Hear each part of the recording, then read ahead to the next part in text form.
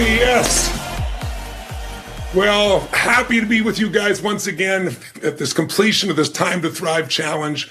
I got to tell you guys, it's been an incredible week. I mean, think of how much we've covered this week. We started that first day with just the idea, how you're going to build these bridges. How are you going to get some new beliefs, make some new shifts so that you can really begin this journey? And then, day 2 was really about finding your niche. Remember, narrowing it down and getting really clear about that and answering those questions like, what's a problem you can solve? Or, what's a goal you can help people achieve? Or what's a skill you could use to expedite other people's quality of life? And you met Alex and Glow and then turned around and had the time with this focus on sales is nothing but service. That it's really fall in love with your client, not fall in love with your product. So you see what they need, what they want, and you find that irresistible offer that can make that happen. I know you got to be with my friends Russell Brunson, and also Brandon Bouchard. And then yesterday, of course, how do you take it to the next level? How do you go on that journey with the client themselves? And I know you heard from Rachel and our friend Matthew McConaughey. Wasn't Matthew McConaughey amazing? Give him a hand for it. I thought he was extraordinary, right? And of course, today with Dean busting those myths and Lisa. So, I'm just coming by to say congratulations more than anything else. And by the way, I want you to know this guy, Dean, my buddy here for about a decade and a half, I'm insane. I over prepare for everything. And when I do our challenges, I'll be up all night reading everybody's forms. By the way, a big shout out to Tweezy out there. I was so touched by this man who has some challenges breathing, and he's going to coach other people on how to have an extraordinary life, no matter what limitation is there. But, I get emotional reading these. I love you guys so much, even though I don't know you personally. I feel like I do. And, Dean every day has called me and left me messages in the middle of the night. And, he and I usually pass the ball. I go to bed usually 4 or 5 in the morning. He's getting up 4 or 5 in the morning. And I always say, you got the day shift. Here we go. And, he was been up all night, multiple nights where he had 2 or 3 hours sleep not because he couldn't sleep, because he was just absorbing everything that you guys are sharing and sharing with me as well. And I got a chance to watch so many of your videos. So thank you for your participation, and thank you for our entire team. Can we have a hand for all our speakers, for all the people that have contributed here, ladies and gentlemen? Give it up for them, please.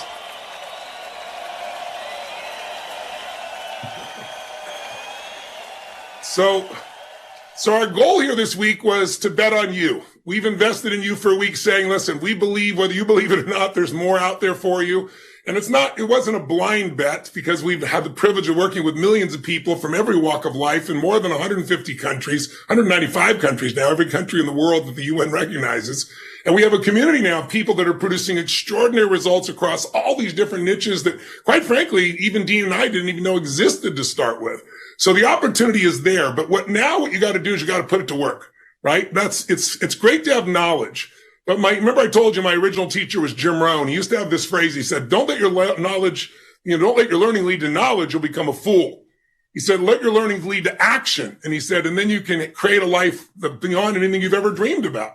And so this has been about success leaves clues. Between Dean and I alone, there's 65 years of business experience in this category, which there are very few humans on earth that have anything close to that.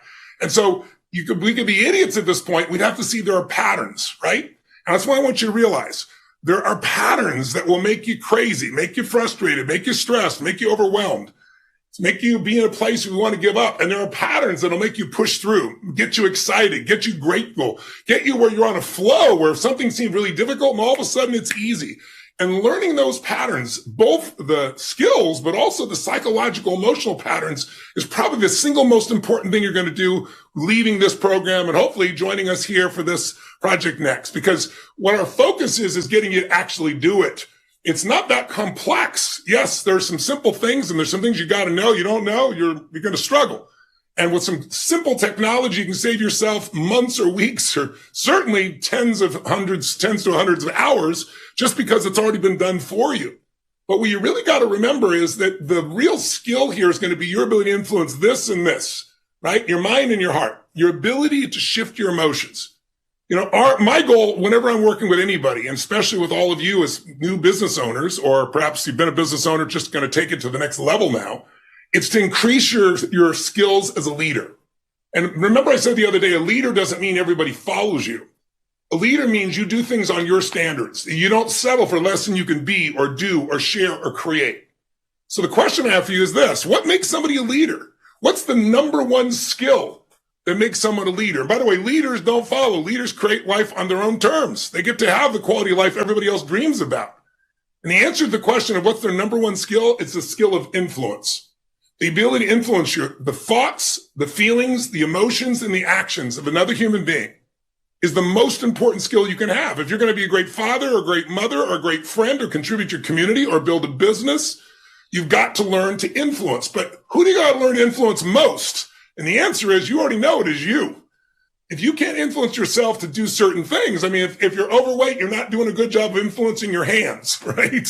If you're not exercising, that's really, all this is here and here. It's this ability to shift the way we think, the way we feel, and what we do. And so as we go to finish this, I want you to really think about what are the things that tend to influence you, not for the better. Right? There's these invisible forces that shape our life, right? If you ask people like, what shapes people's life the most? Most of it is invisible. Radiation's invisible. Too much, you're dead. Too little, and you're dead.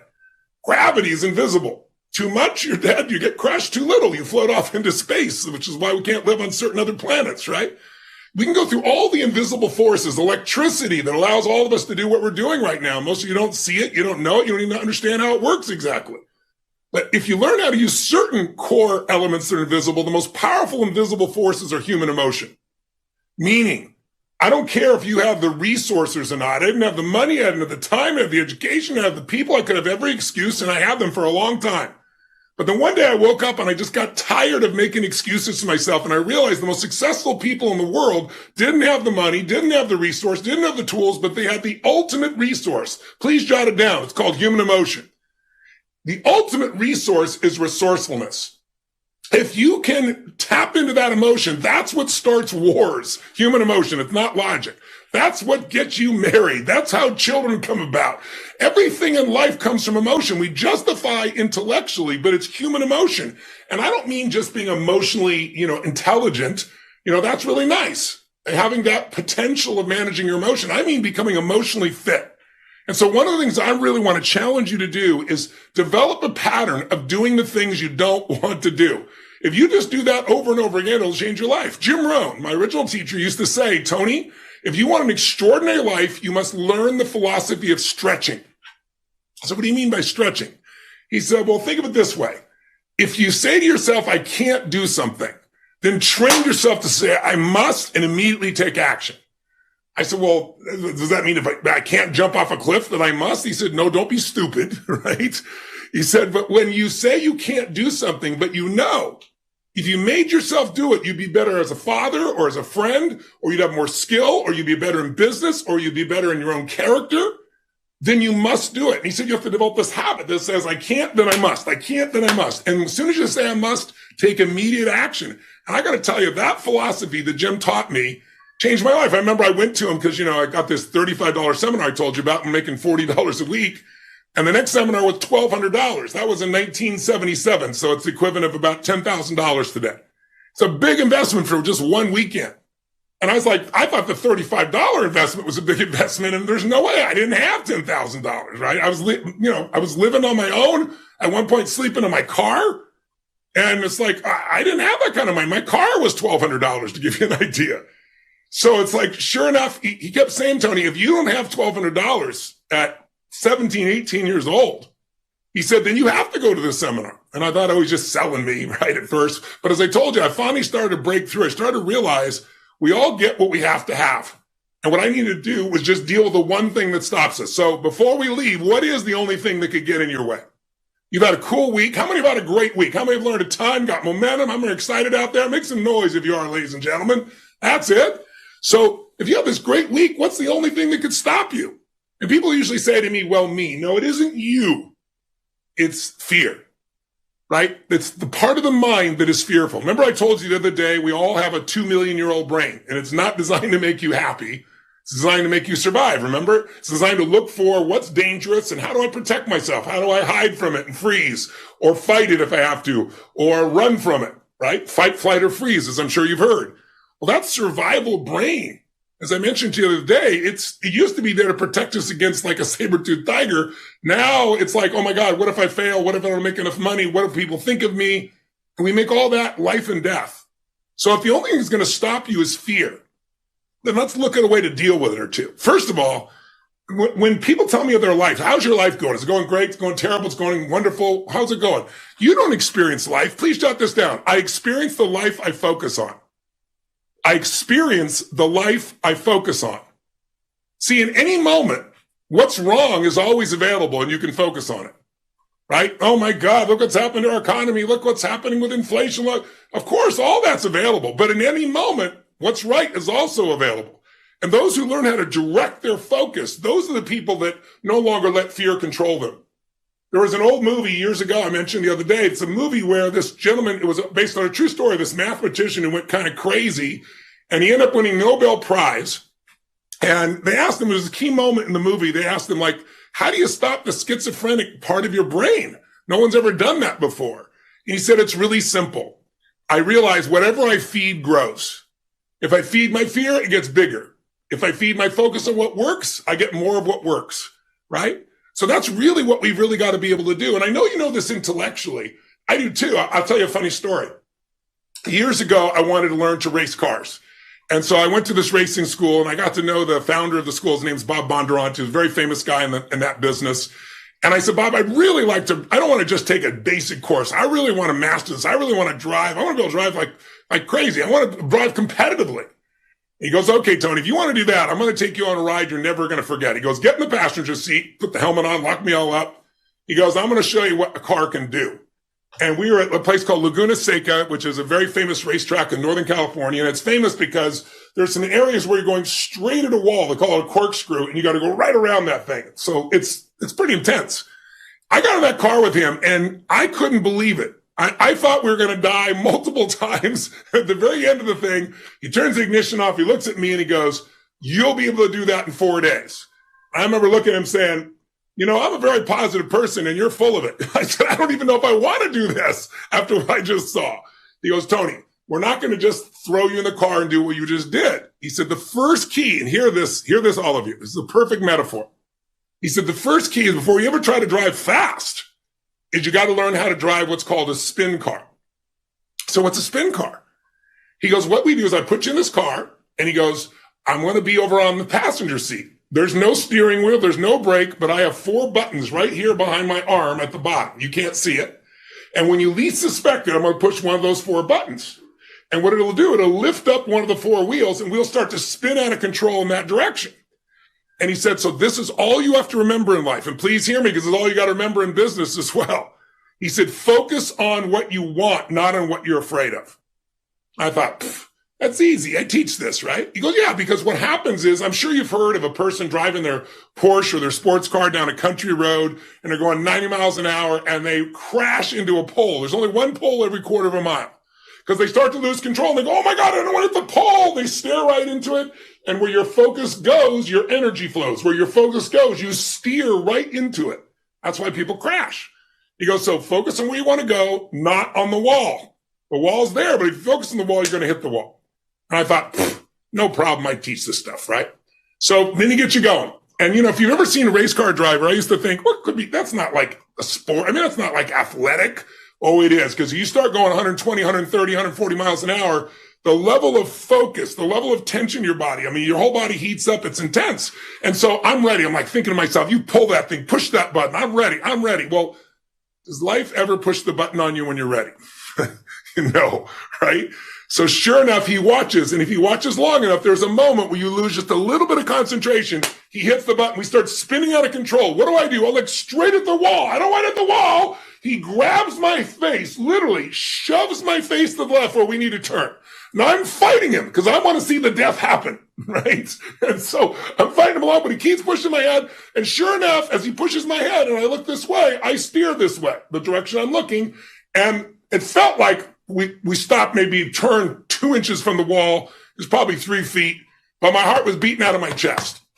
He looks at me and says, did you learn? I said, I learned. I didn't learn squat. Because you got to condition it, right, guys?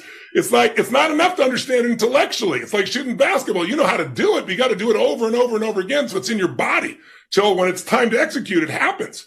So we did it again. And I looked at the wall. We did it again. And he shoved my face and he shoved my face. After about 10 times, finally, when we started going out of control, I quickly snapped and looked where I want to go. Now, part of me want to watch this, but I know I'm focused on where I want to go. Now, guess what? I got an important question for you. The question is this.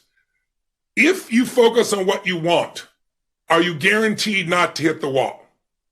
And the answer, of course, is no. But if you focus on the wall, are you guaranteed to hit it? And the answer, of course, is yes. So what you're really doing in life is increasing your probabilities. That's what you're really doing to make sure that you can succeed. Now, I just want to make sure I still got you guys because the camera disappeared and I can't see everybody else there. Can you make sure I'm still here and they've still got connection with me? Because I'm not seeing or hearing them at this point. Are you guys hearing me still? There we are. Okay, good. Awesome. So my point is really simple. If you're going to get the life you focus on, so you got to train yourself to focus on what you want. That's not to say you're not going to have challenges, or there won't be problems. But if you focus on the challenges and problems, that's all you're going to have. If you focus on what you want, you're going to get there. And we're looking for one word. You know, people ask me all the time, Tony, you've traveled around the world, you've met millions of people. What really makes people happy? And I can tell you one word, progress. Jot down, progress equals happiness. Progress. See, you know, people think, oh, when I get this goal, I'm going to be so happy. How many of you have ever gotten a goal, achieved a goal, and after you achieved it, your brain went, is this all there is? Who's had that experience out there, ladies and gentlemen? Make some noise if you had it, right? On the other hand, maybe you've achieved a goal and you were out of your mind. You were so happy you achieved it. But for how long? Were you happy about that for a year? 6 months? 6 weeks? 6 days? 6 hours?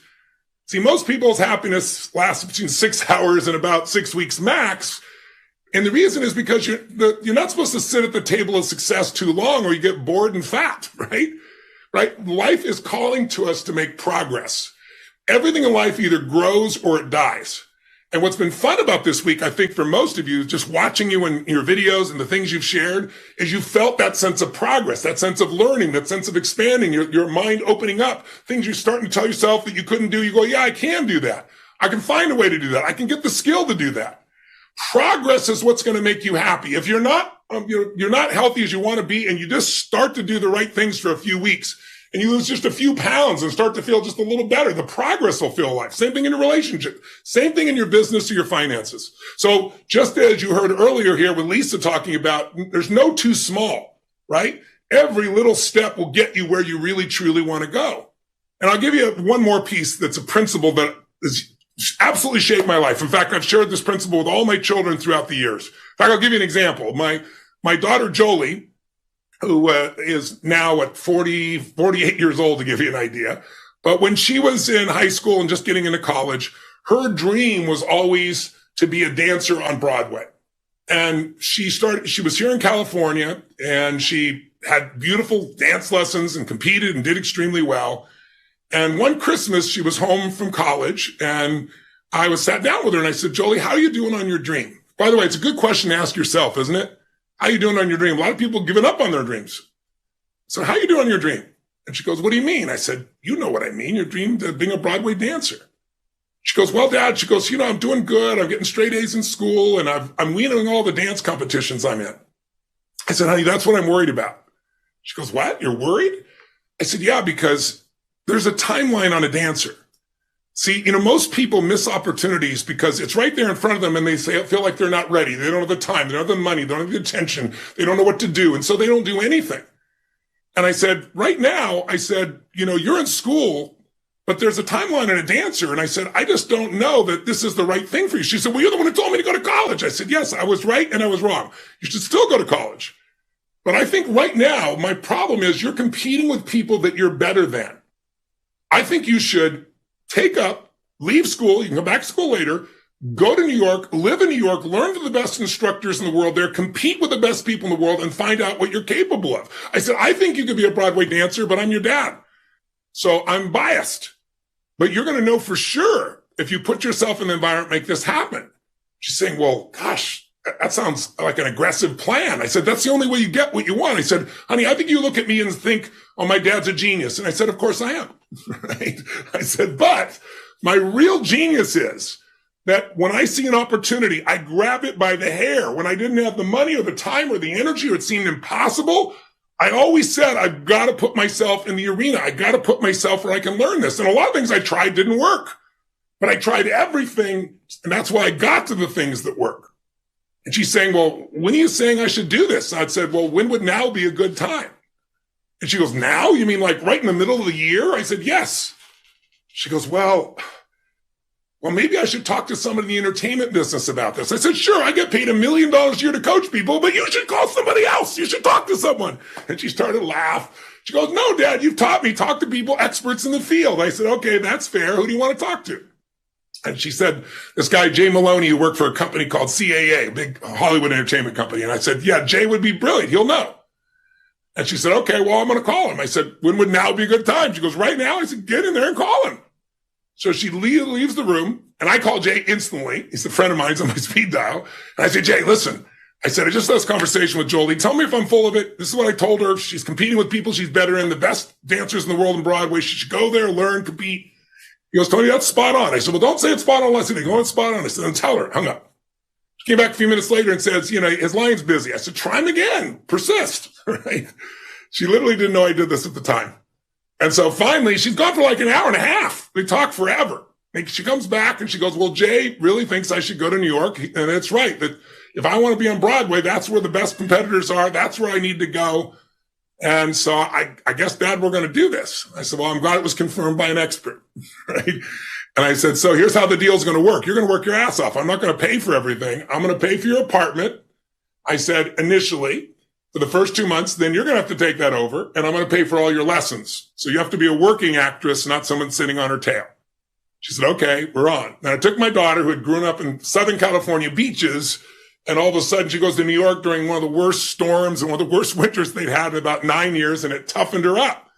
She called me, we talked on the phone, and one day I was coming to town. This is maybe 6, 7, 8 months later. I let her know I was coming next month. She goes, oh, well, I've got to see you. I said, well, I'd love to see you. And so she knew I was coming, and I get to the airport, and I come out for what I thought was going to be someone to pick me up, a car, and it's a car that my daughter sent. I'm like, wow, this is pretty impressive. I hope she's making enough money to afford this. Sat me in the car, and I get in the car, and the guy said, yeah, I'm taking you to see your daughter. And so we drive into New York, and we drive past the area where her apartment was. And I said, well, that was her apartment. Well, she's meeting you somewhere else. And we drive down to downtown Broadway where all the plays are. And sure enough, we pull up to this play, and it's Tommy, the one that was done by Elton John, that play. And on the screen, on the top, I see my daughter's name as a star in the piece. So literally 6 months after she committed doing this, yeah, give it up for Jolie. She was unbelievable, this young lady, right? So I'd love to think it was my brilliant fathering that did this, but it was her skill, her hard work, her pushing through. But she wouldn't have done it if she'd not taken that sense of urgency. And that's the thing I really want you to take from this. You've had such a beautiful week, but if you leave here with knowledge, you become a fool. Now it's time to take action. Now it's time to invest in yourself. Now it's time to make decisions that push you through. And it's like, that's the only thing that changes their life. If you look back at your life and you say, what are the things I'm really happy about? And what are the things I'm unhappy about? You can trace them all back to some decision you made at some point. So I made a decision, 45 years ago to invest in myself. And then another decision to invest in myself even bigger to get answers that launched me in a direction that didn't just provide for me a business or an economic or an income. It's provided for me an extraordinary, meaningful life. A life where, like Dean and I talking last night and this morning, where you get to see people's lives transform and you get to play a small part in making that happen. But that small part is really meaningful. And I really want that for you. You will have no idea the taste, the flavor, the emotion, the connection of what's going to feel like for most of you when you have taken something that has been your problem and you've solved it and helped somebody else do it as well, or some insight or some tool. And then also when you start to do that for a larger and larger number of people and you get to the point where now there's an impact you can see and there's a great economic return as well. But to do it's like anything else. Someone wants to become a doctor. They invest huge sums of money and years and years and years of their life. 4 years is not enough. Most of them are going on for many years beyond that. This is a chance for you right now to say, okay, we believed in you, invested in you. Will you now believe in yourself and put yourself forward and make a real commitment? Because Did you ever notice there's a difference between a decision and a commitment? Think of something you once decided. You ever decide something and then you decide in the moment and you didn't follow through? A commitment is when you decide something is so important that whether you feel you can do it or not, you commit to doing it. And that commitment takes it beyond the moment. It takes it into the future where you start to see or imagine, by making this decision today, this is how it's going to alter my entire future. This is how it's going to change my happiness, my joy, my economics. And there's a step beyond commit, by the way, that if you get into this program, and that's resolve. Somebody asked this little teenager, this little kindergarten, I should say, in this class I was in one time, to give a definition of resolve. And this little girl got up and she said, I think it means promising yourself you will never give up and you will make it happen. I said, that is the best definition. That is resolve. Resolve is when you resolve within yourself that it's like, I don't even know how all it's going to work, but it's done. I've decided, I've committed, I've resolved. This is the life I'm in. So for you, all of you out there right now, it's time for you to decide, commit, and resolve if you want, and go to the next level. And I hope that we'll have the chance to have you be part of this Project Next and really immerse yourself beyond these 5 days and really build a business and really have a great time and really be part of a community of people from all over the world, more than 150 countries, who are making it happen and are not sitting around worried about inflation or worried about their income. They're busy in it, making it happen. I hope you'll never leave. Here's the biggest piece. This is what I told my daughters. I've told my sons. Don't ever leave the sight of making a decision or the sight of setting a goal without doing something that immediately commits you to follow through. Because the most common thing that happens to people, they're all excited, I'm going to do this later, and then they don't. They get caught up by all the distractions of life. You want to do things while you're in state. So from this day forward, anytime you learn something, anytime you grow, anytime you find something that's valuable, anytime you make a decision, do something in that moment that commits you to follow through. That one skill has probably produced greater results in my life than almost anything else. So thanks for letting me visit with all of you.